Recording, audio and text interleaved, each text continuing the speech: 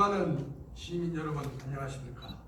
동월동, 성북동, 금남동, 시면, 우편면 지역구를 둔 더불어민주당 허영우 의원입니다. 평소 더불어민주당과 저 허영우 의원에게 관심과 사랑을 보내주신 시민 여러분들의 지지와 성원에 감사드립니다. 며칠 전 대한민국의 이상을 전 세계에 더럽히는 일이 일어났습니다. 폴란드 우치에서 열린 2019년 20세 이하 월드컵 축구 경기에서 대한민국 최초로 준우승을 하여 국민들의 마음을 설레게 한 대한민국 선수들이 3년간 서로를 믿고 의지하며 똘똘 뭉친 결과라는 인터뷰 내용과 같이 우리도 새 역사를 열어갈 수 있도록 혁신도시 시즌2 호기를 맞이하여 서로가 합심해야 할 것으로 생각합니다. 아울러 이강인 선수 또한 대한민국 선수 최초로 대-MVP 부상을 받은 것도 국민 한 사람으로서 축하할 일입니다. 그러나 우리 국민들의 가슴을 아프게 한 일도 있었습니다. 헝가리 부다페스트 유람선 침몰 사고 희생자 유가족 여러분들에게는 애도의 마음을 전하며 우리 나주시도 안전 재난사고가 일어나지 않도록 관계자 여러분들의 많은 관심을 부탁드립니다. 저는 시민이 우선이다라는 1년 전 저희 선거 슬로건처럼 항상 초심을 잃지 않고 시민 여러분들의 행복지수를 높이는데 최선의 노력을 다하고 있다는 말씀을 드립니다. 시의회 김소영 의장님을 비롯한 동료 의원 여러분, 그리고 강인규 시장님을 비롯한 나주시 공직자 여러분, 시민의 알 권리 충족을 위하여 열과 성의를 다하시는 언론인 여러분께도 감사의 말씀을 드리면서 시정 질의를 시작하겠습니다. 첫 번째, 이상기후변화 현상으로 인한 예방과 대응책은 어떻게 준비되고 있는지 묻겠습니다. 이상기후변화로 인한 발생이 예상되는 식품 안전과 전염병 및 질병 등 환경에 대한 대비책도 중요한 시점인데 이에 대한 대응 준비 사항에 대해서 말씀해 주시기 바라며, 우리 나주시는 도농 복합형 도시로 일교차로 인한 소득형 대체 작물에 대한 많은 시민들이 절실하게 필요성을 느끼고 있는데 시점인데 이에 대한 특별한 대책은 있는지 말씀해 주시기 바랍니다. 또한 한절기 장마철이 되면 폭염과 폭우가 매년 반복되는 자연재해의 피해일 것입니다. 항구적인 복구도 중요하지만 미리 점검, 대비책도 무엇보다 중요하리라 생각합니다. 이에 대해 예방과 대비책은 어떻게 준비되고 있는지 말씀해 주시기 바랍니다. 두 번째, 혁신도시 시즌2에 대한 나주 시민들의 기대는 대단하다는 것입니다. 혁신도시 공동발전기금과 관련하여 지난 4월 광주시의회 제127회 임시회 본회의장에서 임민환 의원께서 신정질의를 통해 혁신도시 성과공유에 대한 질문을 하였다고 합니다. 2005년 혁신도시 유치를 위한 제안서 제출 당시 성과공유 계획과 2006년 성과공유 협약서에 명시된 내용을 계속적으로 부각시키고 이를 이행할 것을 강력히 주장하며 광주 전남 공동혁신도시 지분 절반은 광주 몫이라고 하면서 이를 찾아야 한다고 밝힌 바 있다고 합니다. 이와 관련하여 2018년도까지 지난 5년간 빛가람 혁신도시 인프라 구축과 정주 여건 개선을 위해 투입된 나주시 예산은 무려 1,302억 원이며 국비와 도비를 포함하면 1,962억 원입니다. 그러나 빛가람 혁신도시 지방세는 1,101억 원이고 이중 공공기관에서 납부한 지방세는 621억 원에 불과합니다. 단순한 재정 구속을 해도 861억 원이 적자이며 앞으로도 한정공대, 복합혁신센터 등 대형 사업비와 혁신도시 주변 악취, 민원 해결 등 나주시가 버거울 정도 비용을 분담해야 될 것입니다. 최근에 강주시와 나주시 간 빛가람 혁신도시 발전 계획에 대한 이견이 계속되고 있는 것으로 언론에 보도되어 강주 전남 상생 발전에 불화음이 있는 것처럼 비춰지고 있는 점이 현 상황입니다.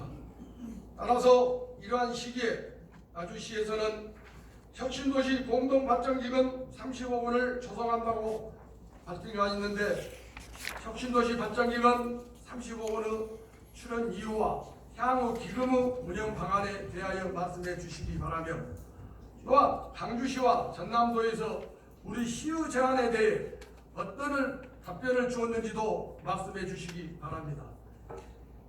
기금 조성 규모와 조성 시기를 강주시와 협의를 통해 해결하지 않고 혁신도시 성과 분석이라는 영역을 제안하게 된 이유는 무엇인지요? 영역을 시행하게 되면 나주시가 주장하는 객관적이고 시도민이 신뢰할 수 있는 결과가 나올 수 있는지 답변해 주시기 바랍니다. 그리고 혁신도시 시즌2에 정부는 우선적으로 조성된 혁신도시 주변의 나머지 공공기관을 이전한다는 입장인데 강주시와 전남도가 이전을 요청한 공공기관과 유치지역이 상이하게 다르다는 언론의 보도 내용처럼 이미 조성된 빛가람 혁신도시에 영향을 미치지 않을까 염려가 되는 바 우리 나주시는 어떻게 대처를 하고 있는지도 말씀해 주시기 바랍니다. 세 번째, 나주 금빛 3정가 주차장 조성 사업에 대해 묻겠습니다.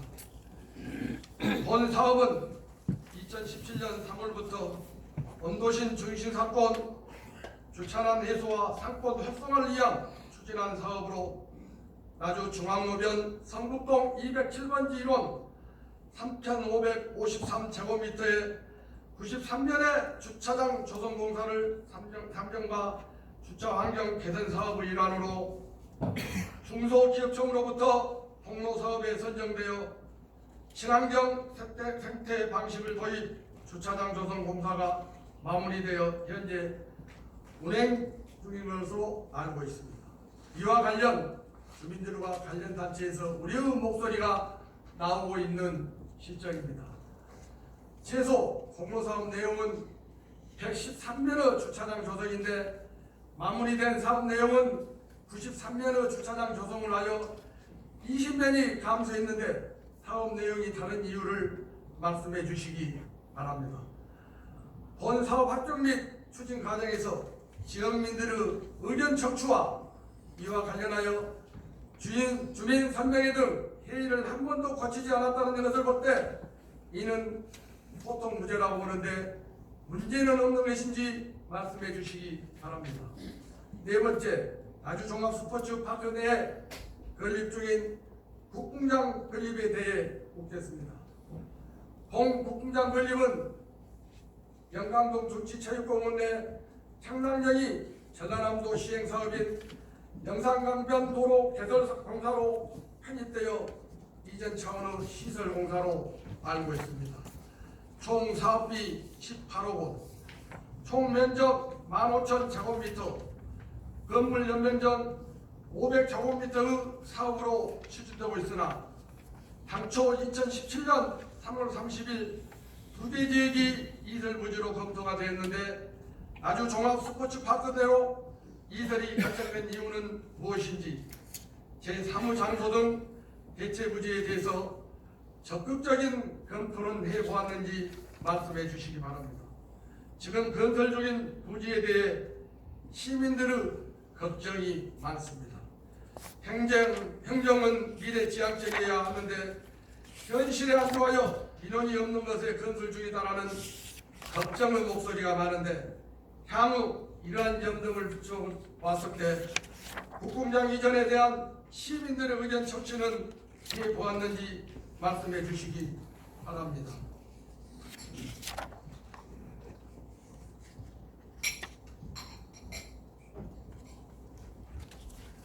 다섯 번째, 화물차 공영차부지 조성 사업에 대하여 묻겠습니다.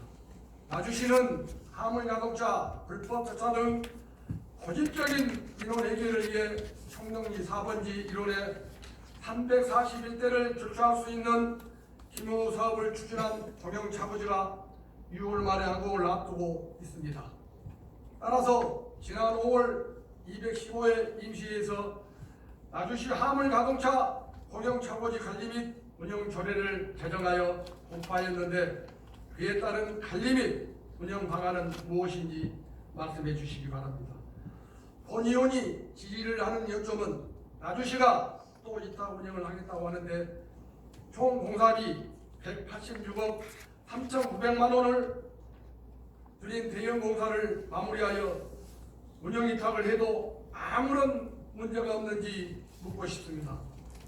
그동안 나주시에서 이탁 사업의 문제점이 발견되었음에도 아무런 조치나 문제 해결을 위한 노력이 보이지 않는데도 또 100억이 넘는 공사를 하고 운영은 이탁을 주어 문제가 발생하면 책임 전가를 위한 무책임한 방법은 아닌지 이에 대한 견해를 말씀해 주시기 바랍니다. 여섯 번째, 대원주구 주차 문제 해결 방안에 대해 묻겠습니다. 대원주구는 1995년 2월에 착공해서 2002년 12월에 완공된 택지지구로 149필지 14만 4,622제곱미터가 조성되었습니다.